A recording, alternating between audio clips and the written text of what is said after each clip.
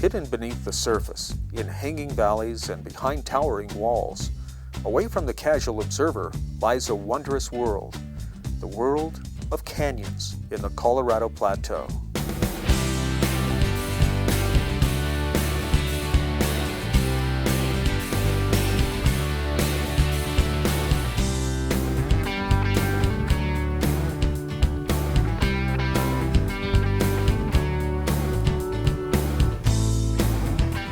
Canyoneering.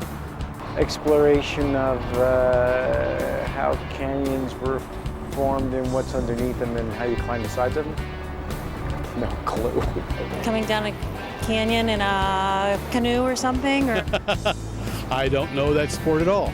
Sounds like somebody who is climbing canyon walls and that kind of stuff, but I've never heard of it before. Is that what it is? Exploring canyons? While some are still learning about the sport, nowhere on Earth has seen the interest and popularity of the sport of canyoneering like the Colorado Plateau.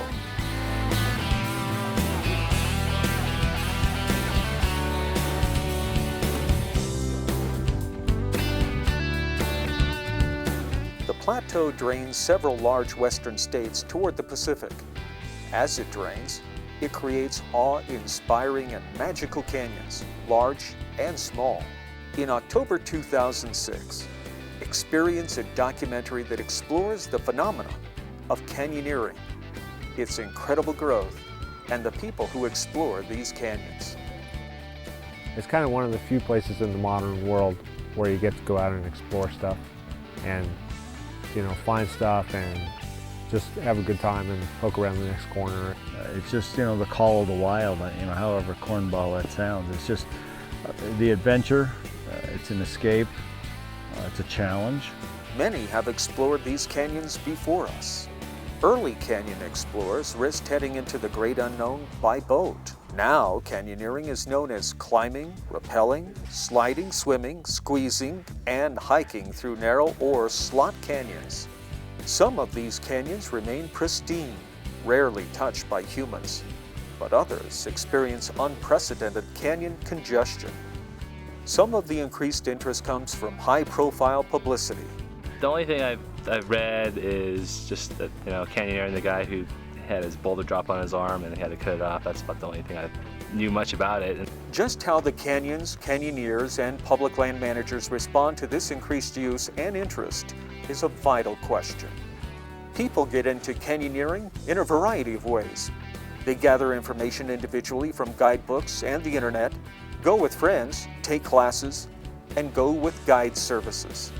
Find out how these canyons formed, what keeps changing them, and what can make them dangerous.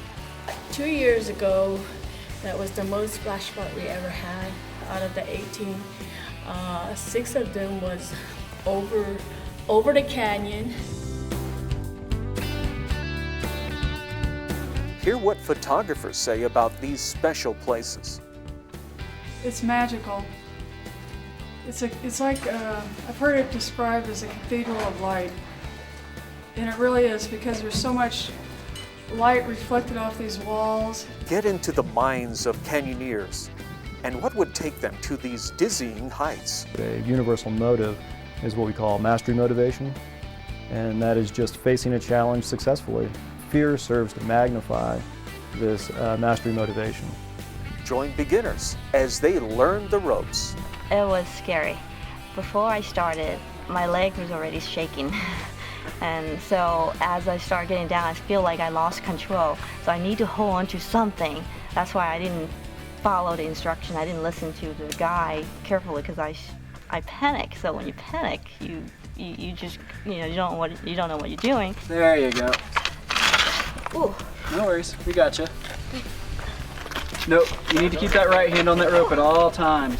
Even after I got down here, I was still shaking. It was an experience, and I'll definitely want to try it again. It's a really cool experience to be out here and see how people progress mentally, because you'll see that most of this type of sport is actually just mental hurdles. Once you trust the equipment, you actually see people grow quite a bit. See how some organizations help prepare potential canyoneers.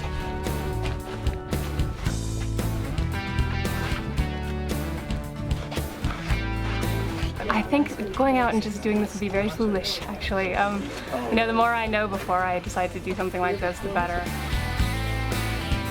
Listen to some of the masters and legends in the sport and how they've shaped how we talk. It was shaped like that. It had many curves. And somebody looked up the canyon and said, oh, that looks just like Mae West. With canyoneering activities come the interesting personalities and controversies. I think if you're carrying a G-pick, you better damn well be a geologist. Across the Colorado Plateau, teams prepare for rescue possibilities. Watch as expert search and rescue teams train to help when needed. Ready for down, slow. We've seen huge increases in the number of permits issued for canyoneering, huge increases in the actual folks that are getting injured in the backcountry, especially in the canyons. So the need has been created, and it's obvious now at this point that without a dedicated search and rescue team that is highly trained and ready to go at a moment's notice, many more lives would be lost in the backcountry than what are currently.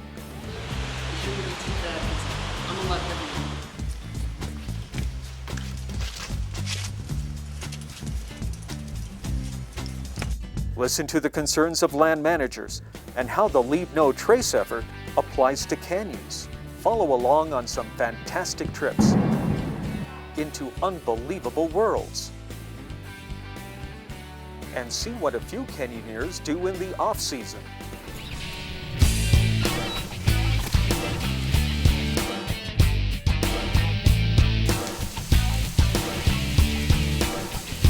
Coming in October 2006. Feel the thrill of exploring slot canyons from inside and above. Learn how to get started safely.